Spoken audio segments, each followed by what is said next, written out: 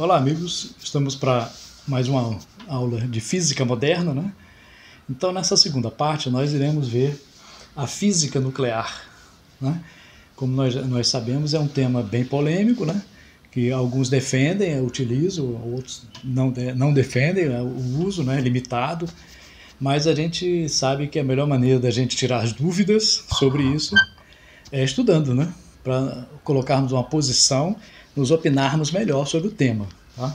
Então, nós sabemos que a física nuclear começou há muito tempo, né? Desde que a humanidade se entende como conhecedora e observadora, a gente vê materiais que têm propriedades radioativas. Nós sempre estivemos influenciados pela radioatividade, né? Mesmo sem conhecê-la.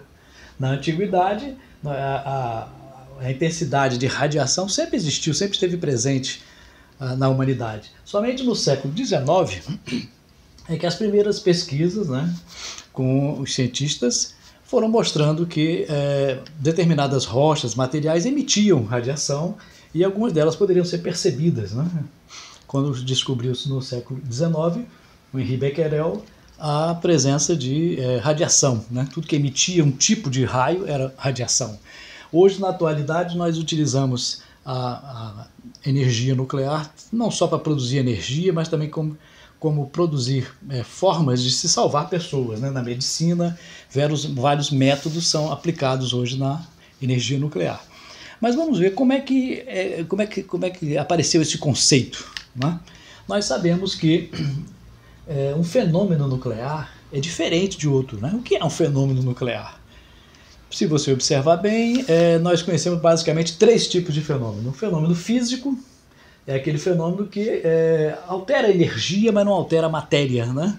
Não mexe com a matéria. Uma corrente elétrica, os átomos continuam a existir do mesmo jeito, estão naquela posição. Um fenômeno de força, uma queda de um corpo, são fenômenos físicos, né? Os fenômenos químicos já são um pouco diferentes porque eles alteram a matéria, né? Você pode fazer uma reação química, ele transforma a matéria, mas sem alterar a massa total. Esses fenômenos eram os únicos conhecidos até o século XIX, né? Quando no século XX nós descobrimos que haviam os fenômenos nucleares.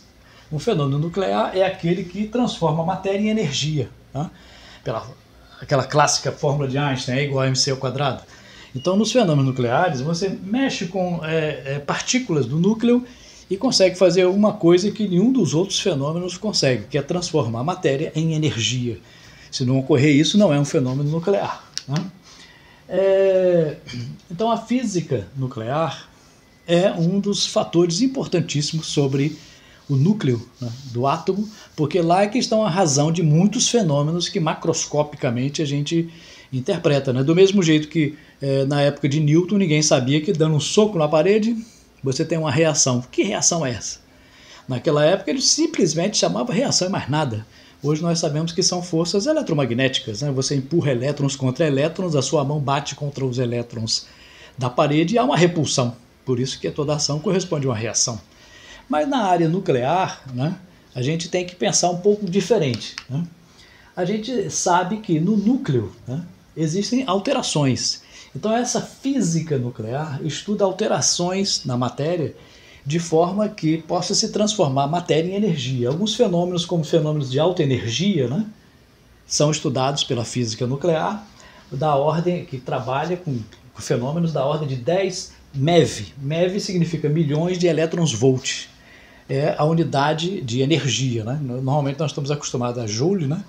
Mas 1 milhão de elétrons-volts é a energia necessária para fazer uma transformação nuclear. Então existe a física de alta energia, que mexe com grande quantidade de energias, a física dos reatores nucleares, né, que trabalha com nêutrons, né, controle de nêutrons, a física de partículas, que estuda diferentes tipos de partículas, tem mais de 200 partículas conhecidas, né, que não é só próton, nêutron, né, e elétron, como se pensava no início, né, mas uma quantidade muito grande. Então existe uma física para isso. E existe também a física destinada à medicina, né? Na medicina nuclear, a gente trabalha com baixas energias, capaz de investigar o corpo humano utilizando fenômenos nucleares. Então, existem uma variedade enorme de áreas em que a física nuclear trabalha, né? Quando a gente trabalha com radiação, né, a gente precisa identificar os principais tipos de radiação. no início do século, eles faziam experiências com essas radiações colocadas em forma de dois polos, né? Você colocava dois polos e deixava a radiação passar, para ver se ela era influenciada pela carga elétrica. Aí eles viram, basicamente, que haviam três tipos de emissão, né? Alfa, beta e gama. Né? Aqui está representado o nêutron também, que não tem desvio no feixe de nêutrons de radiação, nem de radiação gama. Mas as partículas alfa, elas viram para o lado negativo e a beta para o lado positivo. Então, basicamente, esses três tipos, alfa, beta e gama, são os três principais tipos de emissão radioativa.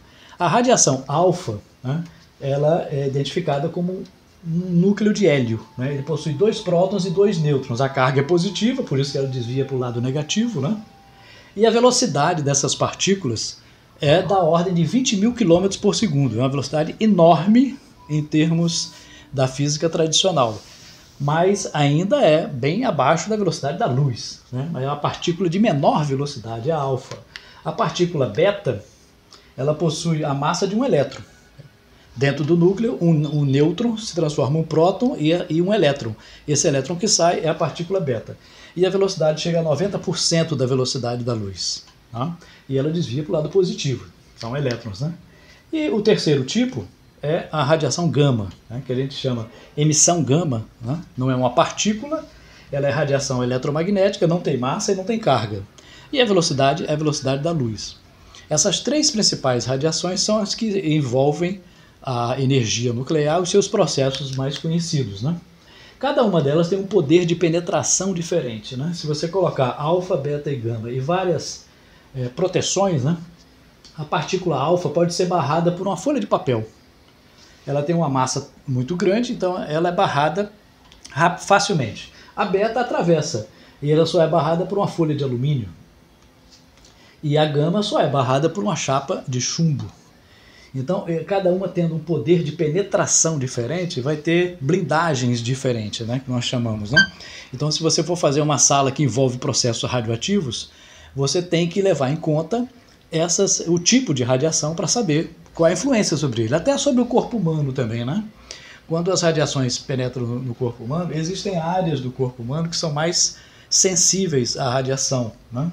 E outras áreas menos sensíveis, né? Os ossos, por exemplo, o pulmão. Áreas mais sensíveis são as áreas de reprodução do corpo, né? Então é por isso que geralmente tem câncer de próstata, né? A mulher no ovário, no seio, tem problema de câncer causado por emissão radioativa, porque são as áreas de reprodução são mais sensíveis, de uma maneira geral, né? Claro. E o corpo humano, ele pode receber esses três tipos de radiação diferente. É toda uma área da física que estuda isso, né? O que mais acontece na natureza é o que nós chamamos de decaimento radioativo. O decaimento radioativo é quando um átomo emite uma radiação e perde uma parte, né, de si, se transformando em outro. Quando a gente representa um átomo X, o número abaixo é o número de prótons, em cima é o número de massa. Então, se eu tiver, por exemplo, aqui essa reação, essa aqui é uma reação nuclear. Por quê? O átomo de lítio, 3,8, se transforma em berílio, 4,8, e emite um elétron. Observem que o lítio se transformou em berílio. Por quê? Porque mudou o número de prótons. Aqui também, ó, o rádio, né, emitiu a partícula alfa, então ele perdeu 2 prótons e 4 de massa. É uma transformação nuclear. Transformou 86 para 84, então não é mais rádio, é polônio. Então essas transformações nós chamamos de decaimento. Então a partícula emite alguma coisa e decai, né? Embora possa acontecer até de aumentar o número de prótons, mas a gente chama de uma maneira geral de decaimento radioativo. Eu posso transformar qualquer elemento em qualquer outro. Aí tem gente que pergunta sempre assim, professor, então será que é possível transformar chumbo em ouro? Chumbo em ouro? É possível? Vamos ficar milionários? É possível sim. Dentro de um laboratório você pode pegar um pedaço de chumbo, o que os alquimistas queriam na Idade Média, né? E transformar esse chumbo em ouro. Então vamos ficar milionários?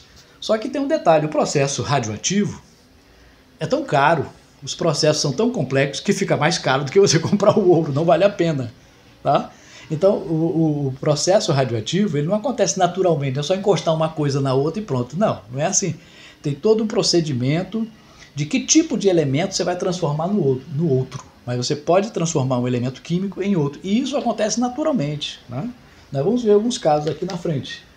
Por exemplo, os isótopos, né? Nós temos vários tipos de átomos, e esses tipos de mesmo elemento é chamado isótopo, né? Então, são átomos que possuem o mesmo número atômico, quer dizer, são o mesmo elemento, porém massas diferentes. Aqui, por exemplo, o lítio. O lítio, o número 3 é o número de prótons. Então tem o 6, o 7 e o 8. São 3 tipos de lítio, são isótopos. E cada um tem um percentual na natureza, né? Aqui nós temos o hidrogênio, né, que só tem um próton, o deutério, um próton e um nêutron, e o trítio, né, ou tritério, que tem 2 nêutrons e um próton. Então é o mesmo hidrogênio, só que cada um tem um percentual. Se eu pegar esse percentual e avaliar numa amostra, eu posso saber a dosagem de isótopos naquela amostra. E é isso que a gente faz, por exemplo, o urânio. O urânio tem 234, 235, 238. 99,27% de todo o urânio que tem na Terra é 238. E essa proporção aqui é típica da Terra. Então, se eu pegar uma pedra lá de Marte e trazer para a Terra e analisar, a proporção de isótopos de urânio é diferente. Então a gente pode saber até mesmo de onde veio uma rocha que cai do céu. Ela veio do espaço. Aí você verifica, analisa e vê que não é da Terra.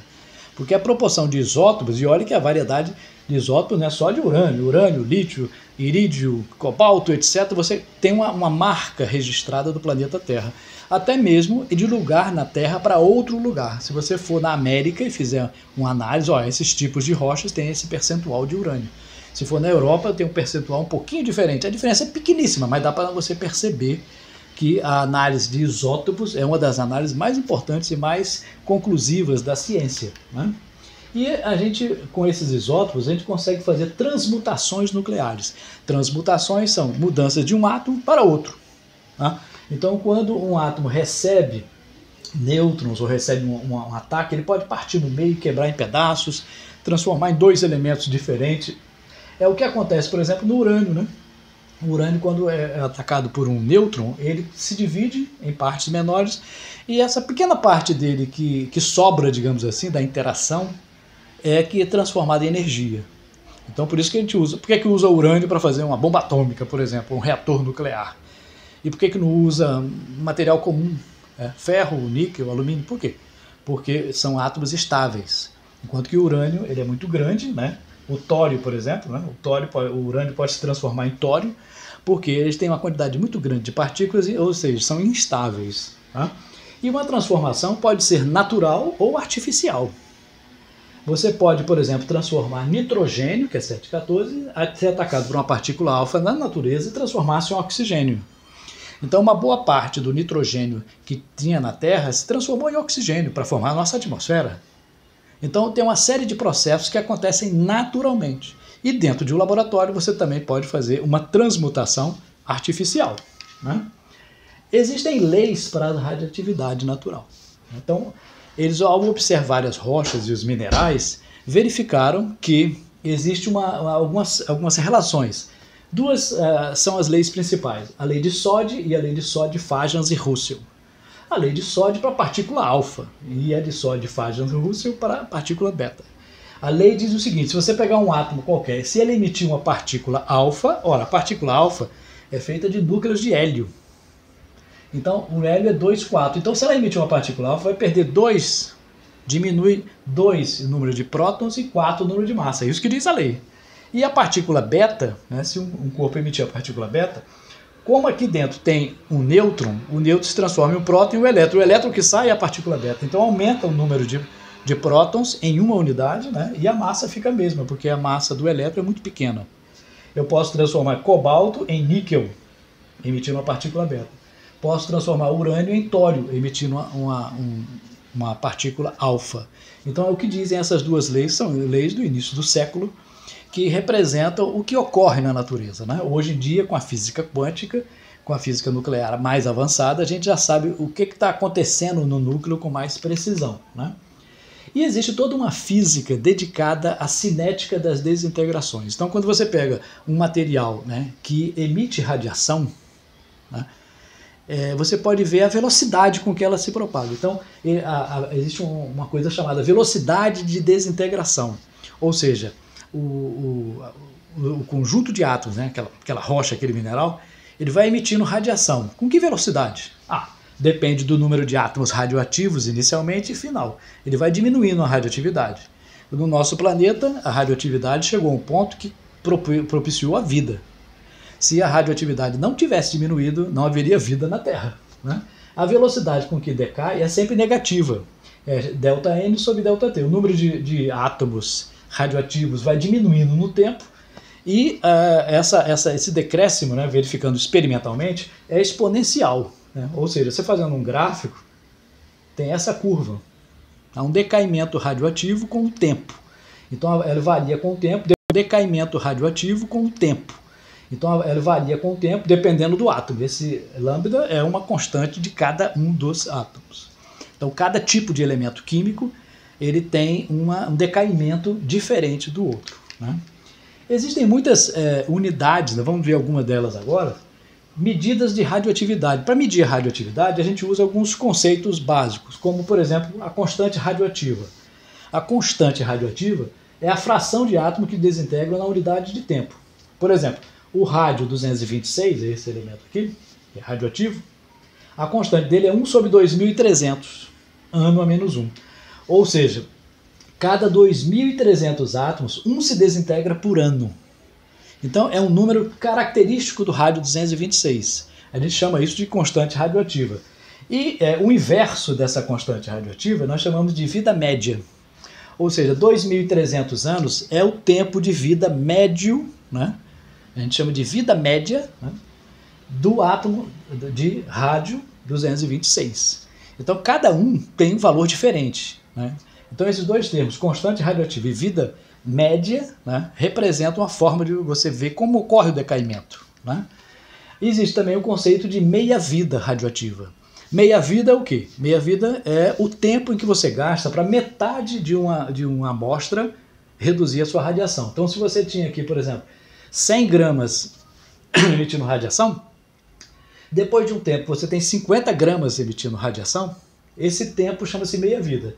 Depois de mais uma meia-vida é a quarta parte. Então diminuiu a metade a quantidade não é a quantidade, os 100 gramas continuam, mas em vez desses 100 gramas, vamos supor que todos estivessem emitindo radiação. Depois de um tempo P, que a gente chama de período de semidesintegração ou meia-vida, metade está emitindo. Depois de mais uma meia-vida, metade da metade, a quarta parte. Mais uma meia-vida, a oitava parte, a metade da metade da metade.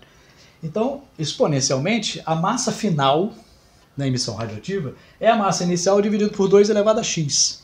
Ou seja, esse x é o número de meias-vidas. Teve uma meia-vida, né, ou 0 meia-vida, 1, 2, 3, então 2 elevado a isso. E para determinar o tempo que leva de uma ponta até a outra, o tempo é um número de meias-vidas vezes o valor de cada meia-vida. Então a gente pode usar esse termo meia-vida para determinarmos quanto tempo se passou para que aquela quantidade passasse para essa quantidade, ok? Então a meia-vida é muito importante, tanto que existem tabelas de meia-vida. Aqui, por exemplo, eu tenho a tabela de meia-vida do tório, do urânio 234, 238, polônio, bismuto. O elemento urânio 238, ele tem uma meia-vida, quer dizer, ele gasta um tempo para metade ficar radioativa de 4,5 bilhões de anos. 4,5 bilhões de anos é muito tempo, é o tempo de vida da Terra. Então, assim é que a gente sabe qual o tempo de vida do planeta Terra. A gente pega os isótopos radioativos e analisa. O urânio mesmo tem 4,5 bilhões. Então, ou seja, no início de formação da Terra, quando ela se formou como rocha, né, tinha o dobro de urânio, hoje tem a metade. Por isso que é possível ter a vida na Terra, porque essa radioatividade diminuiu muito. Tá? Existe uma fórmula empírica, né, que relaciona a meia-vida com a vida média. Essa fórmula não é deduzida, ela é tirada das análises em laboratório, ou seja, ela é empírica, né? A meia-vida é 70% da vida média. Então, com essa relação, a gente pode avaliar os isótopos, fazer você pega uma rocha, faz uma consulta médica radioativa, você sabe todos os radioisótopos que estão emitindo lá e faz uma checagem geral e você identifica que cada tipo de rocha na Terra tem uma quantidade de isótopos radioativos. Então você pode datar para saber quanto tempo tem aquela rocha, né? E é assim que a gente faz uma análise chamada datação radioativa. Por exemplo, a do carbono 14, né? A história do carbono 14 se confunde com a da própria vida na Terra, né? A emissão que vem do Sol e da radiação cósmica, né? Ela atinge o nitrogênio 14 e com essa radiação, quando atinge, transforma ele em carbono 14. Normalmente o carbono é 12 de massa. Carbono é o elemento que tem a massa 12, mas tem uma pequena quantidade de 14. Ele é absorvido pelas plantas, pelos animais, pelo solo. Com essa absorção, cada animal, cada vegetal tem uma quantidade fixa de carbono 14. Então, o que ocorre? A cada meia-vida de 5.730 anos, o carbono 14 decai a metade. Então, se você encontrar uma árvore que tem a metade do carbono 14, significa que ela viveu há 5.730 anos. Se for a quarta parte, é outra quantidade. Então você pode saber fazer uma datação, né? Tudo pela emissão, pela transformação do nitrogênio em carbono. E até o seu corpo também absorve isso, né? Agora, a quantidade é muito pequena. Então não dá uma precisão tão grande, né? No seu corpo, você tem um carbono 14 para cada 1 trilhão de carbono 12. Então no seu corpo, para cada 1 trilhão de carbono normal, tem 1 de carbono 14. Então, é possível determinar? Só que não é tão preciso, né? Mas é possível fazer essa datação radioativa. Como você pode também medir a radiação através de vários equipamentos, né? Para medir toda essa radiação de carbono 14, a gente usa um conjunto de equipamentos, né? Equipamentos como esse daqui, o contador Geiger-Müller, né? O contador Geiger-Müller, ele tem um tubo de gás. Quando a radiação atinge o tubo de gás, forma íons, e esses íons são recebidos por um sistema elétrico que marca a quantidade de radiações que atinge ele. Faz um barulhozinho, pac, pac, pac. Esse barulhozinho é uma contagem em Becquerel, na unidade Becquerel, que é o número de desintegrações por segundo. Cada barulhinho significa uma emissão por segundo. Então, dentro desse tubo, geralmente de argônio, né? Ele fica ionizado. Então é possível você determinar a intensidade com o contador Geiger, né? Existem também os dois processos principais, que são a fissão e a fusão nuclear. A fissão nuclear, né, a gente pode ver, é a quebra do núcleo, né, é a quebra do núcleo, e uma parte do núcleo atômico começa a emitir radiação. Isso acontece, por exemplo, no caso do urânio, que ele se parte e emite uma grande quantidade de energia. O urânio é o mais comum, né? E se ele não tiver controle, vira uma bomba atômica. Então, cada quantidade de urânio que é emitida, cada átomo que parte no meio, ele solta uma massa que vira energia pura, tá? Pela fórmula E igual a mc ao quadrado. Esse M aqui não é a massa do corpo todo, é uma pequena parte que vira energia. No caso do urânio, 10% mais ou menos, né? Então, se isso não tiver um controle, vira uma explosão nuclear. Mas se tiver controle, né, se ela for controlada, você tem um reator nuclear. No reator nuclear, você tem um controle através de varetas que absorvem o nêutron que é liberado.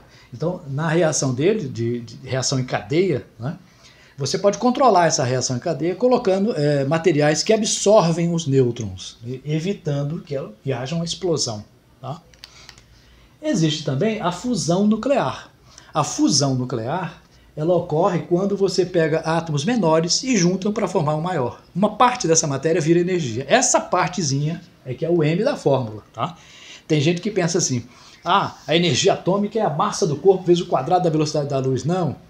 A energia que foi liberada no processo nuclear é a variação de massa vezes o quadrado da velocidade da luz. Tem que interpretar essa fórmula, né? Não pode usá-la indistintamente, né? Se você pegar um corpo parado, ó, tem 1 quilo aqui. Se eu pegar 1 quilo de M e multiplicar por C2, é a quantidade de energia que que seria liberado se toda aquela matéria fosse transformada em energia. Mas num processo nuclear, num fenômeno físico, químico, qualquer outro fenômeno, é a diferença de massa é que gera energia. Essa é a ideia da teoria da relatividade, né, que nós veremos mais à frente. Na fusão, átomos de hidrogênio, por exemplo, na fusão do hidrogênio, o deutério, ele é atingido por um trítio e forma um elemento mais pesado, que no caso é o hélio, né? O deutério e o trítio formam o hélio. Isso acontece se não houver controle, vira uma explosão nuclear, né? No caso da bomba H. Existe a bomba atômica, tem dois tipos, A e H. A, que é chamada bomba atômica, é de fissão nuclear. E a bomba H, ela é cerca de 100 vezes mais potente, pode chegar até 1000 vezes mais potente. É a bomba de hidrogênio, ela provoca fusão. É um perigo enorme, né? Mas você pode aproveitar essa energia. Como é que a gente aproveita essa energia? Nós já aproveitamos desde que nós nascemos, né? O Sol, que alimenta a Terra com luz e favorece a vida, lá ocorrem explosões de fusão. Então nós só estamos vivos por causa da fusão nuclear, né? Se não houvesse a fusão nuclear, o Sol não iria brilhar.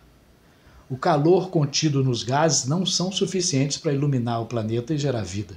Tem que ser uma energia muito grande. Então essa energia é a energia de fusão do Sol, né? A famosa equação de Einstein, né, que todo mundo conhece, E igual a mc2, a gente tem que lembrar, vamos fazer um exemplo aqui, né? Exemplo, se transformarmos 1 grama de matéria em energia, quanto obteríamos? Se você pegar 1 grama de matéria e transformar toda ela em energia, por um processo que você vai fazer qualquer. Basta botar na fórmula, E igual a mc2, o E é 0,001, passando 1 grama para quilo, né? A velocidade da luz 3 vezes 10 a oitava, dá 9 vezes 10 a 13 joules. 9 vezes 10 a 13 joules é uma quantidade de energia muito grande. Se a gente comparar com essa quantidade de energia chamada TEP, né, que significa toneladas equivalentes de petróleo, né, a energia liberada que você pode aproveitar do petróleo em 1 tonelada, ela equivale a 42 gigajoules, 1 TEP. Então 1 grama vai gerar quanto? A energia de 1 grama, para transformar em 100% de energia, é 2.100 TEPs, ou 2 milhões de quilos de petróleo. Então 1 grama de matéria equivale a 2 milhões de quilos de petróleo para, se você pudesse usar ali, retirar do petróleo, fazer o combustível, etc, etc. Se aproveitar 100% de 1 grama de energia, imagine 1 quilo.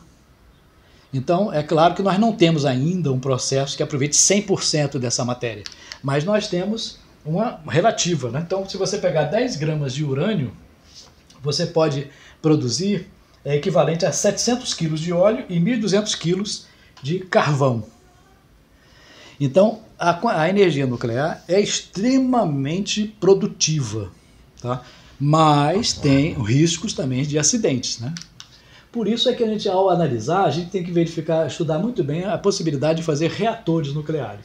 O reator é uma bomba controlada, digamos assim, né?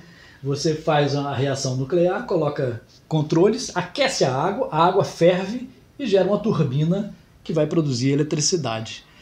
No mundo inteiro só tem de fissão nuclear, só tem reatores de fissão. De fusão ainda ninguém conseguiu ainda fazer, né? E também tem a medicina nuclear, né? A medicina nuclear, a gente aproveita a energia nuclear para curar doenças, fazer análise do corpo, né? Raio-X, por exemplo, né? Você emite um raio-X que atravessa o seu corpo. Todos esses processos têm perigo? Tem. Só que o benefício é muito maior do que o perigo, né? Você vai fazer uma análise, um exame, né? Tomografia, por exemplo, com raio-X, sempre tem um risco, mas os benefícios que ela tem feito à humanidade são muito maiores, né? Então é possível aproveitar a energia nuclear para curas, e muita quantidade de curas mesmo, né?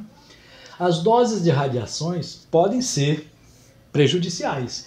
Para isso a gente usa essas duas unidades, o REM e o Sievert, né? O REM e o Sievert são uma das unidades, tem várias, né, unidades, para medir a intensidade de radiação. Então muitas delas para o corpo humano são importantíssimas. Para você ter uma ideia aqui, ó, se você tirar uma radiografia do dente, você leva 0,01 milisievert. Para uma radiografia do peito, você vai lá tirar uma radiografia, 0,1 milisievert. uma de raio-x do tórax normal, 0,4. Né? Uma radiação medida em Fukushima normal seria 1. A radiação que somos expostos ao ano, 2 milisievert. Então, durante um ano, a gente recebe uma dose de radiação natural, que existe na natureza, principalmente do radônio, né? Que é o elemento que mais emite aqui na Terra. Né? Então, essa quantidade é 2 milisievert. Se você for um piloto de avião que vai para Tóquio, faz grandes viagens, chega a 9 por ano. Uma tomografia, 10, 5 vezes mais do que o normal. Tá? Um limite de radiação anual dos trabalhadores em usina nuclear é 100, na faixa de 100. Lá em Fukushima, após o acidente, foram 400 milisievert.